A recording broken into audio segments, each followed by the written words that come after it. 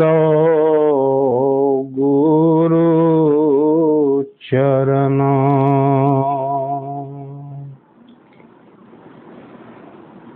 जिनय गम्य गम्य लखाया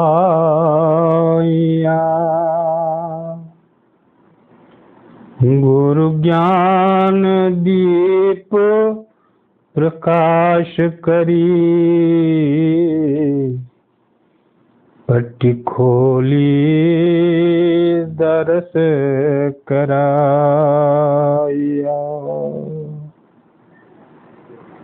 यही कारण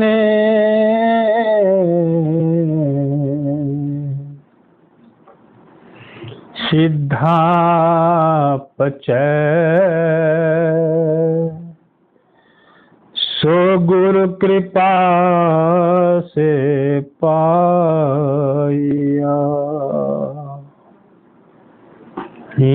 कहा मोरती नियमिया सुरती ताहि देखी समाया ताहि देखी समाया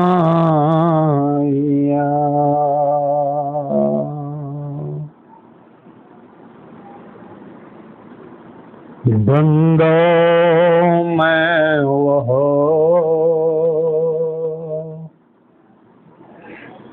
पुरुष अनामी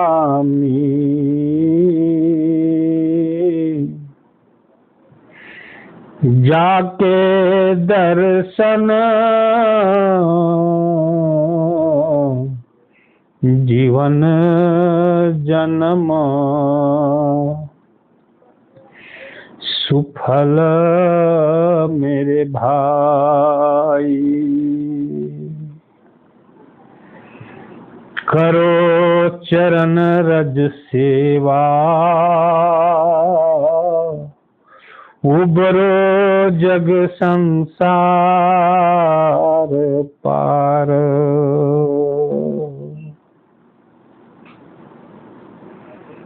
कोटि कोटि बंदगी साष्टांग दंडवत आपके पावन कमल चरणों में करता हूँ प्रभु। साथ ही साथ सारे जग के जीवन के हृदय में विराजमान निरक्षर रूप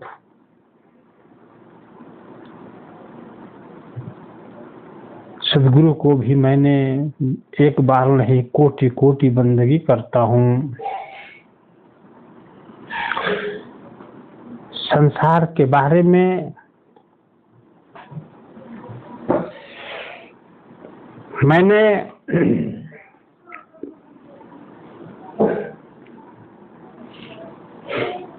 जाना, समझा, बुझा, अनुभव किया कि यह कागज की पुड़िया है।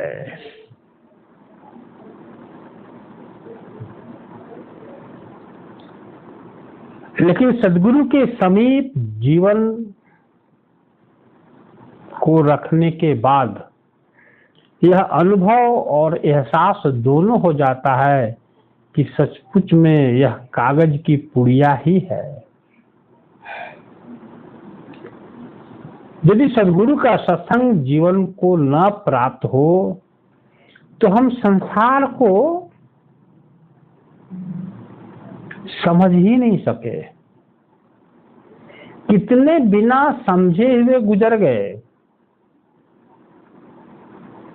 और अंत में बहुत ग्लानि हुई, पश्चाताप हुआ, दुख हुआ।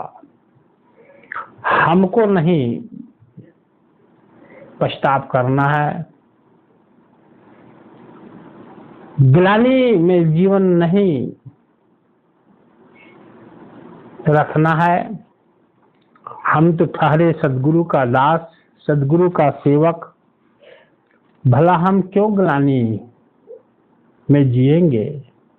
हम तो खुशी खुशी से यह जीवन को स्वीकार करेंगे, आनंद पूर्वक यह जीवन को परित्याग भी करेंगे। शाश्वत जो मेरा जीवन है, शाश्वत मेरा जो सत्य पुरुष है, उसको सहज भाव में स्वीकार करेंगे।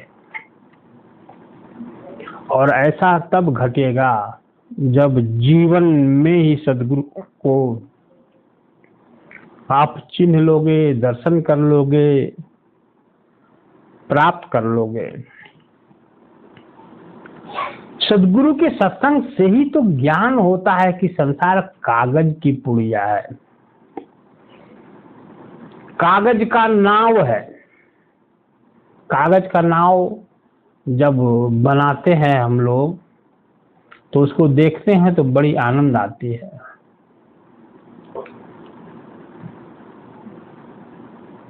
लेकिन उसको जलाशय में रख दो तो कुछ ही समय में वो गल जाएगा, उसकी सुंदरता खो जाएगी। सुंदरता बनने से और खोने तक कितना समय लगता है? जितना समय उसके ऊपर जल का बूंद पड़े। जल का बूंद पड़ते ही उसकी सुंदरता गायब हो जाती है, खो जाती है। वैसा ही तो है संसार। हम लोग अपने जीवन में तृप्त ही नहीं होते हैं। सदगुरु के मिलने के बाद भी हम लोग भोग की बड़ी अभिलाषा रखते हैं, सदगुरु से भी बनिया वाला बुद्धि लगाते हैं, बड़ी चाह रहते हैं सांसारिक पदार्थों का, सांसारिक वस्तुओं का। सदगुरु से हम जब मिलते हैं, उनका दर्शन करते हैं, तो हम बहुत कुछ उम्मीद लेकर के जाते हैं। अरे मेरे भाई, मेरे सदगुरु कबीर कहते हैं, क्या ये संसार में जो तेरी पूजा थी, अर्चना थी, बंदगी थी, भक्ति थी,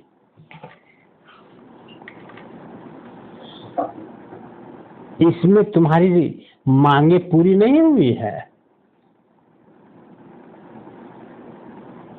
वही चीज तुम दोबारा मेरे पास मांगने के लिए आए हो? तो जरा कान खोल कर के मेरी बात सुनो। सदगुरु सिर्फ लेता है, देता कुछ नहीं है। सदगुरु सिर्फ लेता है, देता कुछ नहीं है। तो हमको लगता है कि आप घबरा जाओगे,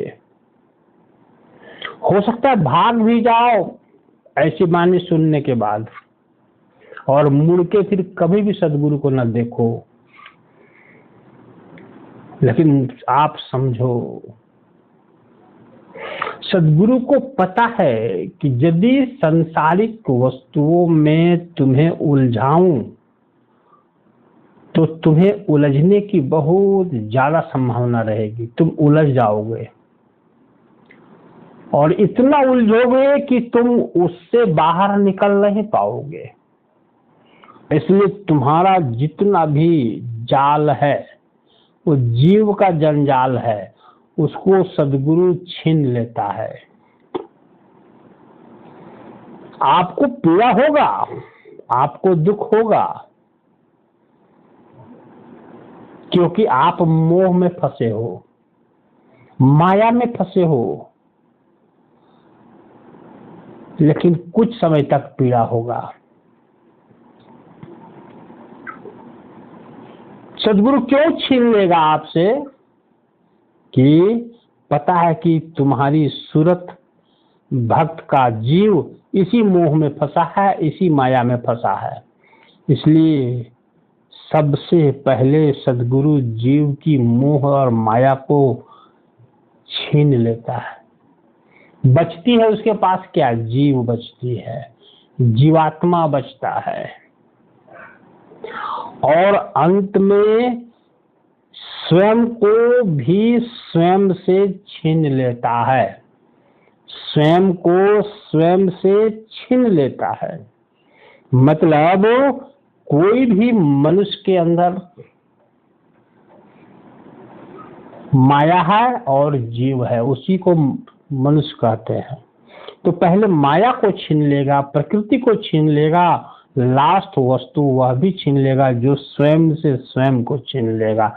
मतलब जीवात्मा को भी वो छीन लेता है और परमात्मा को जाकर के दे देता है, अथवा समझो कि बूंद को समुद्र में मिला देता है।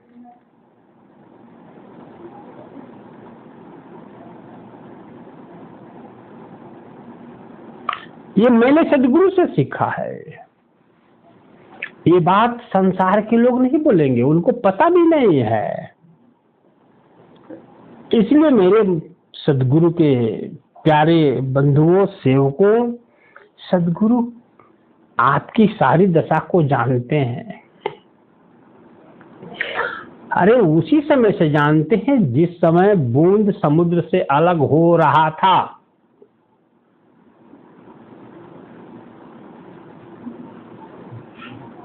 समुद्र से बूंद अलग हो रहा था, उसी समय समुद्र ने देखा था उस बूंद को, और समुद्र को यह भी पता है कि यह बूंद अब अपने जीवन में सुखी नहीं हो सकता। कर्मों के इतने बोझ इसके ऊपर चढ़ जाएंगे कि अपने बोझ के तले ये बूंद चिपक जाएगा, दब जाएगा, निकल नहीं पाएगा अपने कर्मों के बोझ से।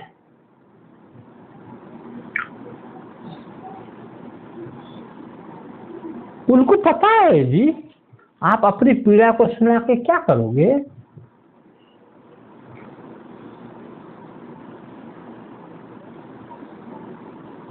आपको भरपेट भोजन दे दे सदगुरु तो क्या आप बता सकते हो कि कल भोजन करने की आवश्यकता नहीं पड़ेगी, भूख लग जाएगी?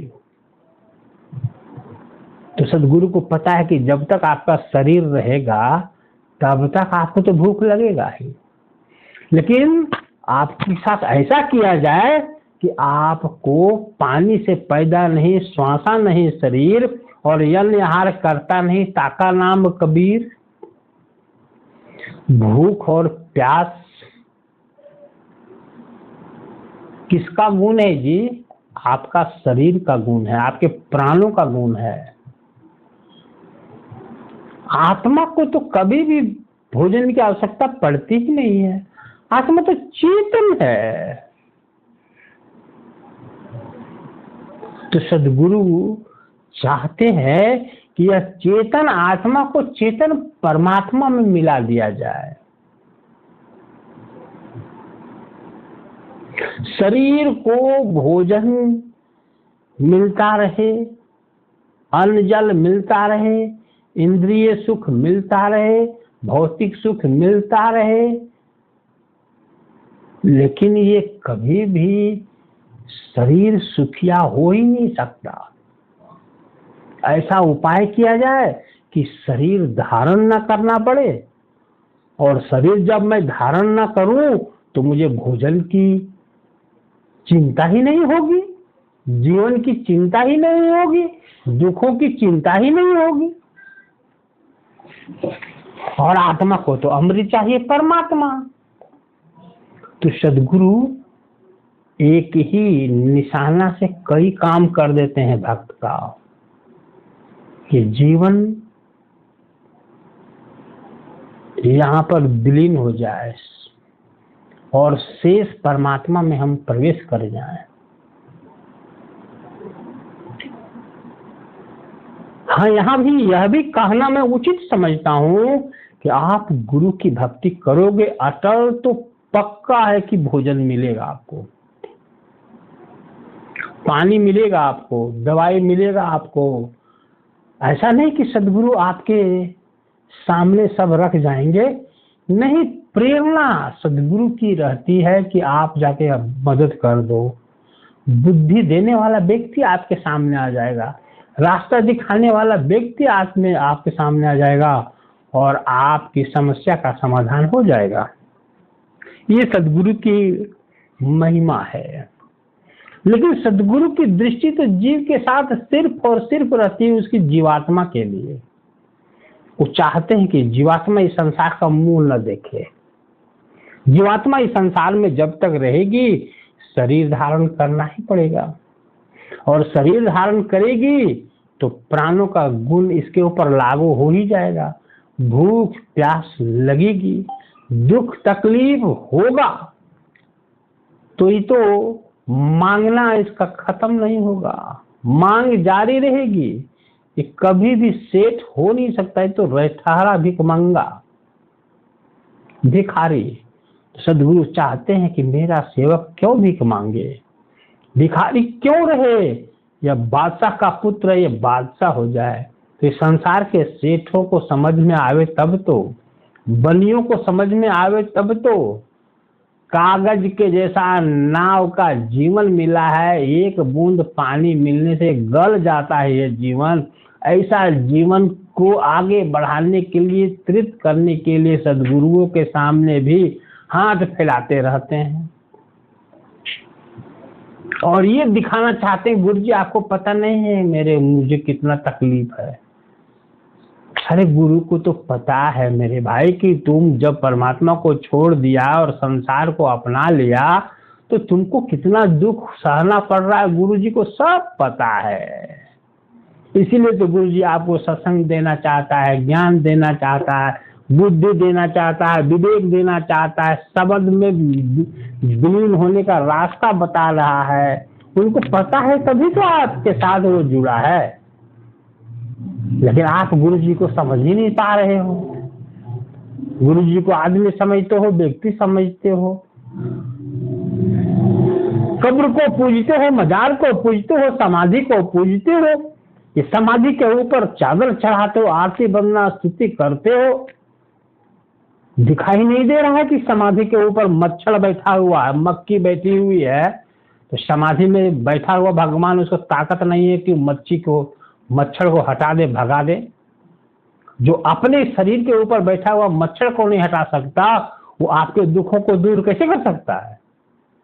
आपकी मूर्खता को विवेक में कैसे बदल सकता है? आपको सत्संग कैसे दे सकता है? इसलिए सब कुशल तब होगा, सब इच्छा पूर्ण तब होगी जब कोई जीवित परमात्मा, जिंदा बाबा, सच्चा फकीर, परमात्मा को धारण किया हुआ महामानव पुरुष संसार में आपको मिल जाए।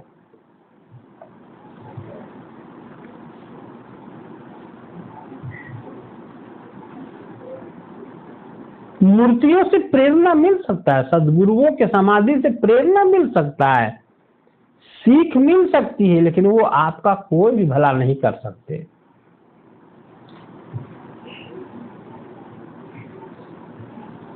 अरे ये परमात्मा यदि संसार का उद्धार कर पाते बिना शरीर धारण किए ही, तो कब का हो गया था संसार का उद्धार। लेकिन परमात्मा नहीं कर पाए किसी का उद्धार।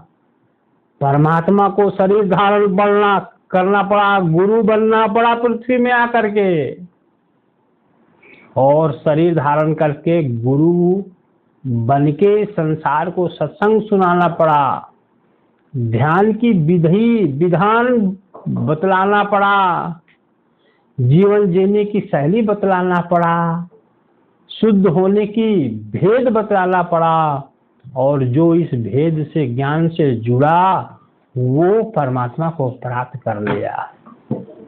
तो वक्त का गुरु ही तो सब कुछ है। चेतन परमात्मा तो चेतन है ही है, लेकिन वो कहाँ किसी को शिक्षा दीक्षा दे पाया? उससे एक भी व्यक्ति का काम सरा नहीं। तो धन्य वह नर रूप है, धन्य वह नर रूप है जो जग में सुनाए सत्संग, अपने को तो दास कहे और समझाए सतपुरुष का भेद।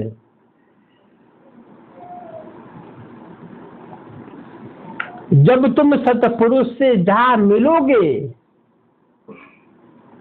समझ में जरूर आएगा कि नर रूप में जो था वही सतपुरुष था। सतपुरुष को नहीं समझ सकते हैं, इसीलिए वो नर रूप धारण किया है। उदाहरण के लिए मैं बताता हूँ कि एक छोटा सा बालक एक छोटा सा दूसरे बालक को पल भर में अपनी बात बता देता है और समझ भी जाता है। लेकिन इसी बालक को यदि कोई दूसरा बालक न बतावे न समझावे तो बालक को समझ में ही नहीं आता है। ठीक उसी तरह से परमात्मा तो सन्मुख है, लेकिन उसको बिना गुरु का किसी को पकड़ में नहीं आता। इसलिए ये भूतों को पूजना बंद कर दो, ये फरिश्तों को पूजना बंद करो। जो मर गए, जो शरीर छोड़ दिए, वो चले गए, उनकी पूजा करके क्या करोगे जी? ना वो सत्संग दे पा रहे हैं, ना आपको भेद बता पा रहे हैं। जो श्वास ले रहा है, आप अपनी आंखों से देख रहा है, आप उसको देख रहे हो, आपको भेद बता सकता है शरीर में, उसको तो तुम आदमी समझ रहे हो। और जो उसके जानने के बाद मजार बनाओ, समाधि बना दो, आरती करो। क्या मुर्दा को आरती करके करोगे? कौन कौन काम मुर्दों से हुआ आज तक? ये मुर्दे ही सब कर लेते तो गुरु गद्दी की स्थापना क्यों हुई? मुर्दा ही सब कर लेता है, जो शरीर छोड़ दिया है वही गुरु जी सब काम कर लेते। किसी की भला नहीं हुई ना होगी। इसलिए सब कुछ सीख सकते हो वक्त के सदगुरु से, वक्त के ज्ञान दाता से, वक्त के भेदी से, जो नल रूप में है। अरे हरिजन आवत देखकर, साहब कहे हैं, हरिजन आवत देखकर उठकर मिलिए धाय, ना जाने किस भेष में नारायण मिली जाए। हरिजन मतलब जिसके चित्त में परमात्मा उतर चुके हैं, जिसके हृदय में स्वामी का निवास हो चुका है। ऐसे हरिजन तुमको यदि दिखें तो अजगर के जैसा पलंग पर बैठे मत रहो, सोफा पर बैठे मत रहो, कुर्सी पर बैठे मत रहो। दौड़कर उनके चरणों में शीश झुकाओ, उनके चरणों को पखारो, उनकी बंदगी करो, उनकी सुमिरन करो, उनकी सेवा करो, उनके आंखों में डूब कर उनको दर्शन करो। स्वयं नारायण ही है। नारायण मतलब चार भुजा वाले परमात्मा विष्णु नहीं। यहाँ नारायण का मतलब है सत्य नाम, सार शब्द, सत्य पुरुष। तो मेरे बंधुओं, हरिजन आवत देखकर उठकर मिलिए धाय, ना जाने किस भेष में नारायण मिली जाए। सदगुरु जब संसार में नर रूप में रहता है तो किसी तरह का कोई तमाशा नहीं करता। वो तमाशबीन नहीं होता मेरे भाई, वो सिर्फ ज्ञान प्रकट करता है, चमत्कार नहीं करते। चमत्कार तो सब बंदर किया है, भालू लोग किया है, मदारी लोग किया है, सर्कस वाले लोग किया है, लेकिन किसी का कुछ लाभ हुआ आज तक? चमत्कार से कुछ लाभ हुआ? चमत्कार के पीछे गुलाम बने हुए हो, कुछ लाभ नहीं हुआ। लेकिन तुम जब आत्मज्ञानी हो जाओगे तो एक सफल इंसान हो जाओगे। सफल इंसान जब आप मुहावरा सुने होंगे, कहानी सुने होंगे, मंदिर जाने से मिलते नहीं हैं भगवान, और संगीत सुनने से होता नहीं है ज्ञान। मंदिर जाने से मिलते नहीं है भगवान, और संगीत सुनने से होता नहीं है ज्ञान। इसीलिए हम भटकते हैं मंदिरों में, क्योंकि मुझे मिलता नहीं है सच्चा इंसान। अरे मैं कहता हूं सच्चा इंसान जिस दिन मिलेगा, उनकी वचनों में तुम्हें भगवान का शिक्षा याद आएगा। और यदि सच्चा इंसान मिल जाए भगवान का ज्ञान देने वाला, तो मंदिर जाने से क्या होगा? मंदिर भी वही है और भगवान भी वही है। सबसे बड़ा तो ज्ञान है इस सृष्टि में। ज्ञान तो ज्ञानी पुरुष से प्राप्त होता है, और जब आपके पास ज्ञान हो जाएगा और ज्ञानी सत्य पुरुष से जुड़ जाएंगे आप, तो संसार का भी सुख आपके अंदर उतरने लगेगा मेरे भाई। भौतिक संपदा भी आपको प्राप्त होने लगेगी, जीविकोपार्जन भी मिलने लगेगा, और सत्य पुरुष की धार आपके अंदर उतरेगी। तुम शीतल और सहज हो जाओगे। ये साहिब की वाणी है। इसलिए सदगुरु की भक्ति करो ना। संसार से क्यों सदगुरु को तुम जोड़ते हो जी? ये चमत्कारी लोगों से, मदारियों से, ये ठगों से क्यों जोड़ते हो?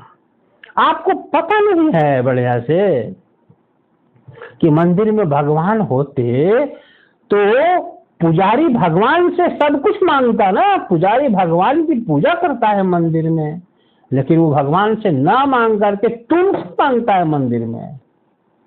कितना बड़ा धूल झोंकता है हमको और तुमको, फिर भी नहीं समझते हो।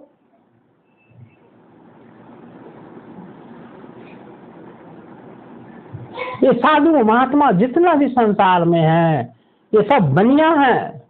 ये परमात्मा के नाम पर सब लोग ब्लैक मनी को व्हाइट मनी कर रहे हैं, आंख में धूल झोंक रहे हैं।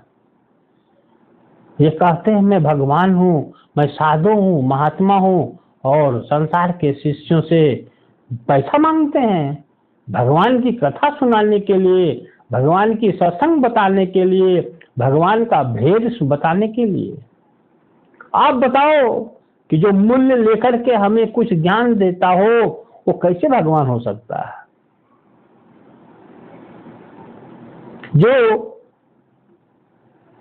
धंधोराज हो, जो धंधा करता हो, कैसे भगवान का रूप हो सकता है? भगवान देखिए कैसा है, हवा दिया फ्री में, पैसा लिया क्या आपसे? अग्नि दिया फ्री में, पैसा लिया क्या आपसे? श्वास दिया, सबसे बड़ा चीज श्वास है, वो फ्री में, पैसा लिया क्या आपसे?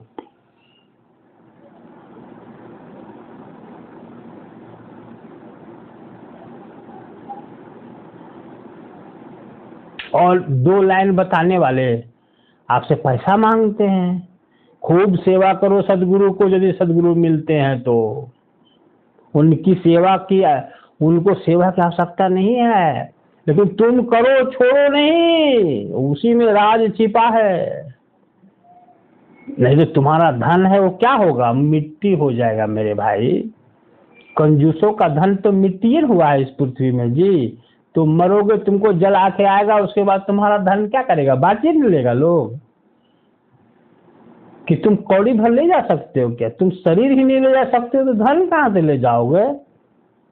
तो अपने जीवन में खूब कमाओ और खूब तरक्की करो और खूब सेवा सत्संग भक्ति करो, तो अंत में ग्लानि नहीं होगी, पश्चाताप नहीं होगी, चेतना का झील उमड़ता रहेगा, समा जाओगे उसमें। परम धन मिल जाएगा मेरे भाई, तृप्ति मिल जाएगी, सुकून मिल जाएगा। परमात्मा को यदि ना प्राप्त किए और तुम सब कुछ प्राप्त कर गए संसार में, तो सदगुरु कहते हैं तुम्हारे जैसा मूर्ख और दूसरा नहीं है संसार में। तुम अपनी पूरी जिंदगी को ही तुम नरक बना दिए हो। अरे पूरा श्वास लगा दो सदगुरु की बंदगी में, सेवा में, उनको पहचानने में, चिन्हने में, तुम्हारा सब बिगड़ा हुआ बन जाएगा। तुम अनंत जन्मों से बहुत कुछ बिगाड़े हो, खोए हो, पाए कुछ नहीं हो। तुम अरबपति बन जाओ, खरबपति बन जाओ, कोई काम का नहीं। ये अरबपतियों को जाके देख लो ना, ये बेचारे तृप्त हुए हैं क्या अभी तक? लेकिन साधु को देखो तृप्त है। तो तुम खुदा को चिन्ह लो, कभी जुदा नहीं होवोगे, लेकिन सब कुछ तुम प्राप्त कर लो और खुदा का दीदार नहीं हो पाया तो हमको लगता है कि तुम जुआड़ी के जैसा हार करके, सिथा करके, शर्मा करके तुम जीवन खो दोगे।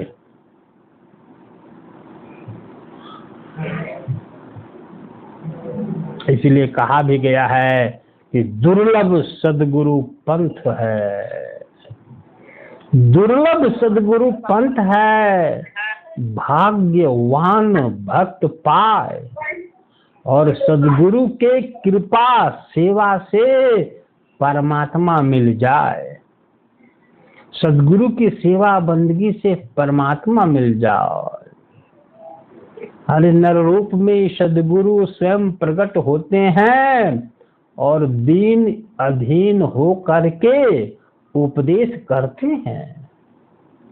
सुनो जग वाले, उनमें कोई भी आश्चर्य बाहर से नहीं दिखाई देती है, हर एक मानव को उनके अंदर बैठ करके परखनी पड़ती है। जो परखेगा वो है शब्द का बादशाह, जो नहीं परख पाएगा आया हाथ हीरा गंवाएगा, आया हाथ हीरा गंवाएगा। और जब आएगा सिर पर काल, बजाएगा नगाड़ा, तो तुम बेहाल हो जाएगा। फिर सिर धून धून करके तुम पछताओगे, कोई ना बनेगा सहारा तुम्हारा, जीवन अंत में काल में समा जाएगा, तुम हो जाओगे बेहाल हमारा। इसलिए प्यारे मित्रों, जाग जाओ, अभी वक्त है तुम्हारे पास, जाग जाओ, वक्त का सुउपयोग कर लो। हो सके कि सारी बिगड़ी तुम्हारी बन जाए इस बार, हो सके कि सारी बिगड़ी बन जाए इस बार। सदगुरु का दर्शन, सदगुरु की भक्ति, सदगुरु की सेवा, सदगुरु का भेद, सदगुरु की युक्ति से तुम अपना जीवन को कर लो धन्य धन्य। खोया हुआ दौलत पालो तुम वापस, हे मेरे सदगुरु के भक्त।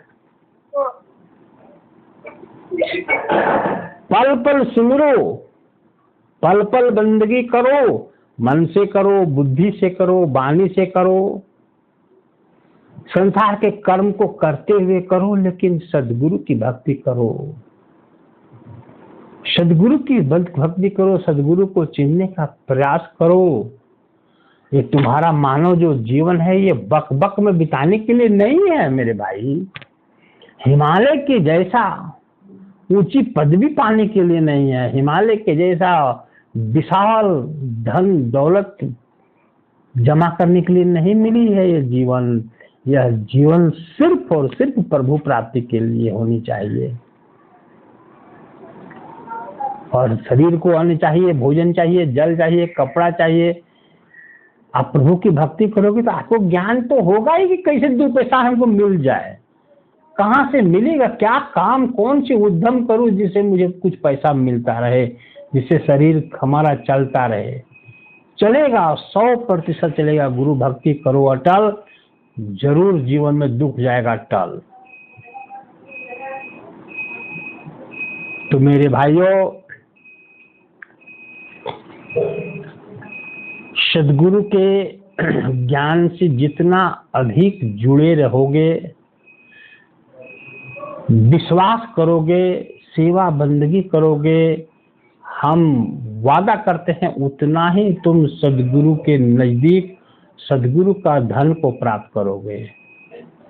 और सदगुरु का धन की तुलना संसार की कोई धन से नहीं हो सकती। सदगुरु का भक्त कभी भी संसार में कमजोर नहीं होता। उसको मान मिलता संसार में, सम्मान मिलता संसार में, उसकी पूजा होती है संसार में, क्योंकि उस सदगुरु की वाणी और अनुभव को संसार में रखते रहता है। उनको सम्मान मिलना ही है, न चाह करके भी उसको मिलता है। तो मेरे प्यारे भाइयों, मेरे बंधुओं, सदगुरु को तुम लोग कभी मत कोई देवी देवता ऋषि मुनि समझो।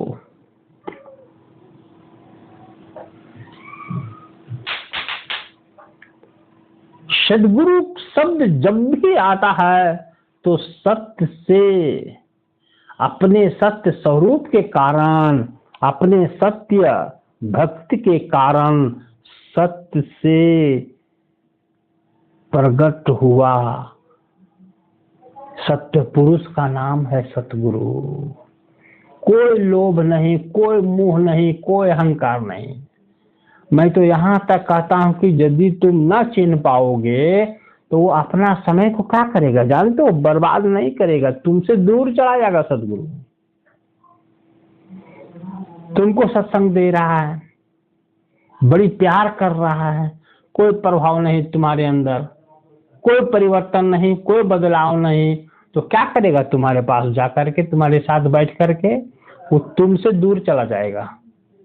और वहां देखेगा कि कोई प्रेमी मिलता है क्या मुझे, कोई भक्त मुझे मिलता है क्या, वहां अपनी बात को रखेगा, अपनी भेद को बताएगा।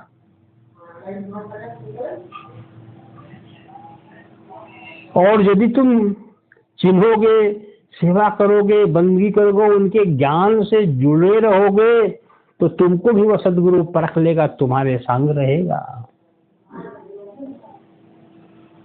सदगुरु अपने समय को बर्बाद नहीं करेंगे, नष्ट नहीं करेंगे। उनका समय जो होता है संसार के उद्धार के लिए होता है। संसार का कोई भी धन दौलत सुख सामग्री इकट्ठा करने के लिए सदगुरु नहीं आता है। इसलिए उनका जीवन बहुमूल्य है।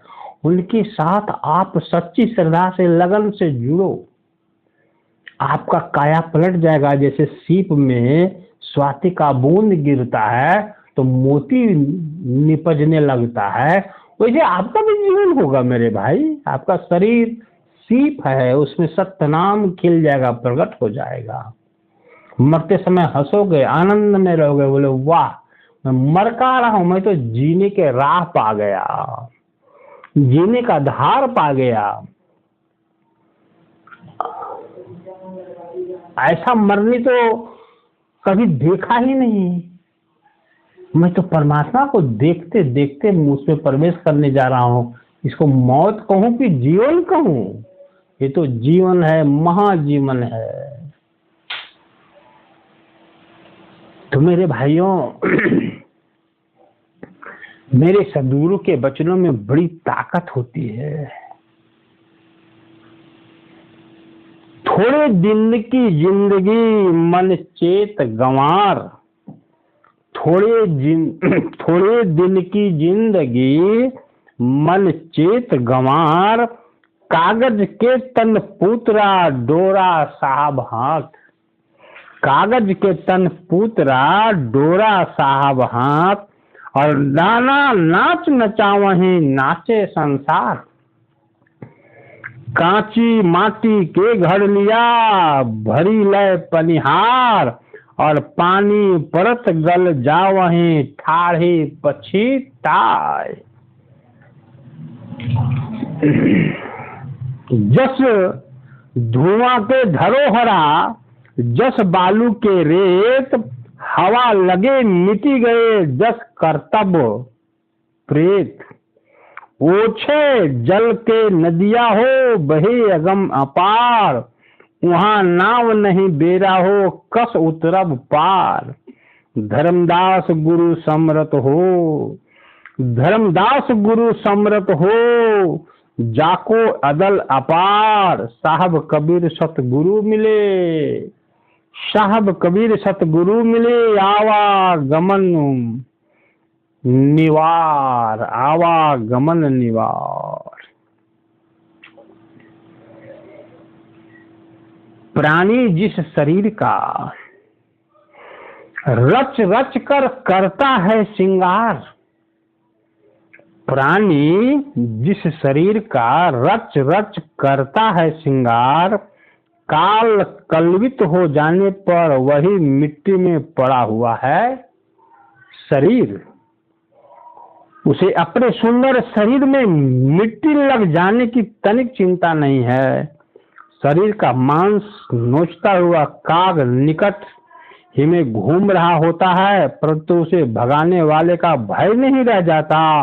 जो शरीर अत्यंत गर्व और हर्ष का विषय था, उसे ने साफ छोड़ दिया और जीवन के साथ न रह सका। ऐसे नश्वर शरीर की काया प्रशंसा की जाए तो क्षण में ही छिन्न भिन्न हो जाने वाला है। तो मेरे बंधुओं, मृत्यु के बाद आपके हित, कुटुंब, प्रेमी, निज लोग ही आपको अधिक देर तक नहीं रखते हैं आंगन में। जल्दी सबको हो जाती है, जल्दी हटाने की चिंता सब लोग करने लगते हैं। ऐसी शरीर के पीछे क्यों पड़े हुए हो पगला के जैसा? भक्ति करो। दुर्लभ जीवन मिला है और परम धन को प्राप्त कर लो ना इसी जीवन में।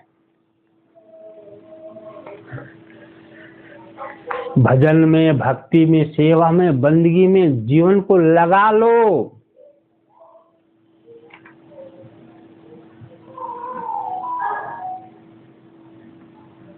यदि परमात्मा को जीवन में, सदगुरु को जीवन में नहीं उतार पाओगे अपने चित्त पर, अपने सूरत में, तो ग्लानि तो होगी, तकलीफ तो होगी मरते समय।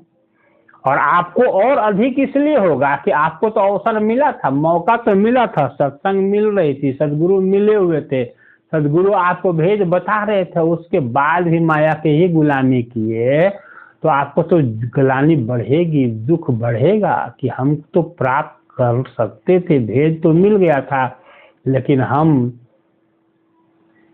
गहराई से सदगुरु की भक्ति नहीं किए, हम कच्ची भक्ति किए हैं, हम सच्ची श्रद्धा से नहीं किए हैं। मेरे बंधुओं, साहेब की भक्ति बड़ी निराली है। साहेब की भक्ति में आप लोग ये नहीं समझना कि आपको परमात्मा से जाकर के मिलाएंगे साहब। साहब की भक्ति का मतलब है आप साहब ही हो जाओगे। मतलब आपके अंदर आत्मा परम सत्ता है, वस्तु है, और वो आत्मा में जब सूरत प्रवेश कर जाती है तो आप साहब ही हो जाते हो। यहाँ संसार के सारे साधु महात्मा को आत्मा का ज्ञान ही नहीं, परमात्मा का दर्शन ही नहीं है, और आपको कहते हैं कि आप भक्ति करो, आप मरोगे तो परमात्मा में प्रवेश कर जाओगे, परमात्मा के घर चले जाओगे। नहीं, परमात्मा के घर जाना नहीं है। सदगुरु कबीर कहते हैं परमात्मा ही हो जाना है आपको। आपकी सूरत अलग हो गई है शब्द से, उसी सूरत को शब्द में लीन कर देना है। सदगुरु की आरती करो, बंदगी करो, सेवा करो, सत्संग करो, प्रचार करो, प्रसार करो, बड़ी श्रद्धा से करो। तो कुछ मेहनत के साथ सदगुरु भक्ति करेंगे आपके लिए, और कुछ मेहनत के साथ तुम भक्ति करो अपने जीवन के लिए। थोड़ा तुम ऊपर उठो, थोड़ा सदगुरु नीचे उतरेगा, तुम अपनी उंगली दो सदगुरु को, अपना हाथ नीचे करेंगे सदगुरु, उंगली हाथ पकड़ेंगे, आपको अपने में मिला लेंगे। तो मेरे बंधुओं,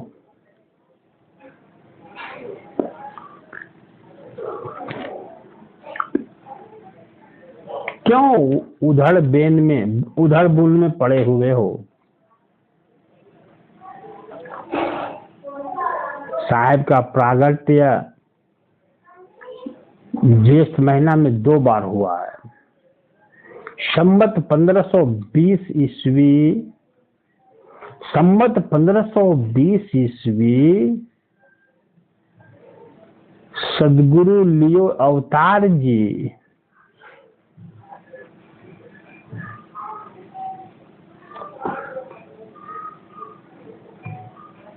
और दिन था बरसात जी। बरसात का मतलब होता है ज्येष्ठ मास का मध्य मतलब अमावस्या। और दूसरी बार सदगुरु ने जो जन्म धारण किया, प्रकट हुआ, वो पूर्णमासी के दिन 1455 में 1120 से 1455 के बीच में सदगुरु ने 14 बार प्रकट हुआ है संसार में, लेकिन संसार में प्रसिद्ध नहीं हुए हैं। कुछ खास संतों को, विशेष अनुरागियों को, विरहियों को, जिज्ञासुओं को सदगुरु प्रकट होकर के अपना भेद बताए सत्य पुरुष का, और उसको प्राप्त करने का युक्ति बता दिए, ध्यान करने का रास्ता बता दिए, और सदगुरु अंतर ध्यान हो गए। तो ऐसे समर्थ सदगुरु का भी अब समय आ गया है, जिसको बरसात महात्म्य कहते हैं।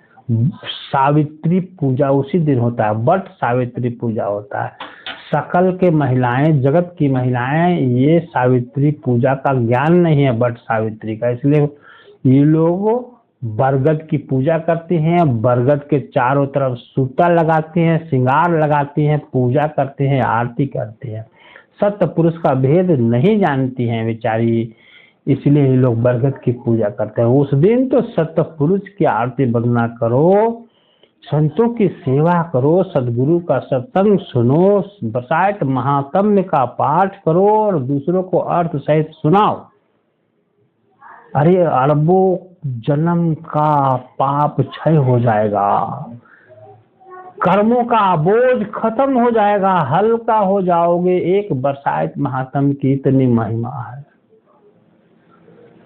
1 साल का जितना भी पाप है वो सब एक बरसात के महात्म्य में समाप्त होगा और आप हल्के हो जाओगे। और महीने में जितना पाप करोगे वो सब पूर्णमासी में खत्म हो जाएगा। पूर्णमासी तो 12 महीना में 12 ठो आता है, लेकिन जेठ महात्म्य जो है, बरसात महात्म्य साल में 1 बार आता है।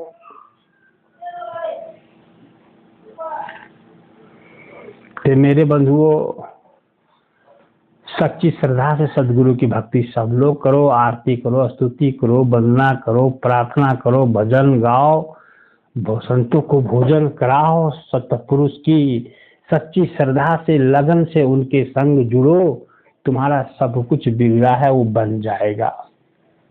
मैं अपनी वाणी को यहाँ विश्राम देता हूँ और आप सबों का कल्याण हो, मंगल हो, सब तरह से विकास हो, शक्ति मिले, बुद्धि मिले, धैर्य मिले, शील मिले, संतोष मिले, साधना करने की उमंग हो आपके अंदर। ऐसी कामना मैं सदगुरु से ही करता हूँ, प्रभु से ही करता हूँ।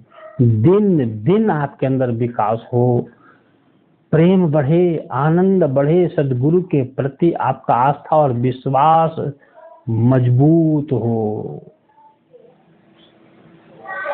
आप कोई साधारण पुरुष थोड़े हो, आप साधारण नारी थोड़ी हो, आप शक्ति स्वरूपा हो, भक्त वत्सल हो, सदगुरु के पंथ पर निकल पड़े हो सदगुरु की भक्ति के लिए, तो आप अनूठा हो संसार में। अन्य भक्तों से, अन्य पुजारियों से, अन्य मनुष्यों से आपका स्थान बहुत अलग है, बहुत ऊंचा है।